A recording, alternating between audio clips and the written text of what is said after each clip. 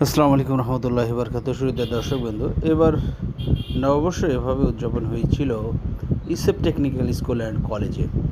উক্ত স্কুলে আমন্ত্রিত অতিথি হিসাবে থাকতে পেরে নিজেকে ধন্য মনে করছি। সেই সাথে শিক্ষার্থীদের অনেক রকমের কারুপণ্য, বিভিন্ন রকমের বিষয় সম্বন্ধে জানা এবং তাদের হাতের নৈপুণ্য, বিভিন্ন রকম পণ্যের পসরা সাজিয়ে তারা দোকান দিয়েছেন।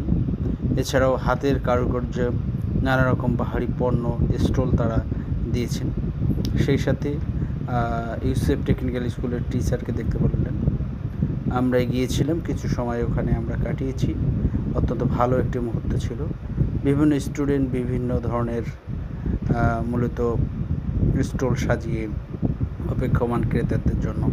আসলে এখানে হাতে কলমে শিক্ষা দেওয়ার একটি প্রয়াস চলছে। মূলত ইউসেপ টেকনিক্যাল স্কুল এটি আশাব্যঞ্জক সমাজের জন্য। একটি গ্রাফিক্স চার্ট দেখতে পাচ্ছেন, কী কী স্টল এখানে আছে তার সুনিপুণভাবে তুলে ধরা হয়েছে বিভিন্ন রকম দৃশ্য দিয়ে সাজার মাধ্যমে। অপরদিকে নানা রকমের খাদ্যপণ্য এখানে রয়েছে।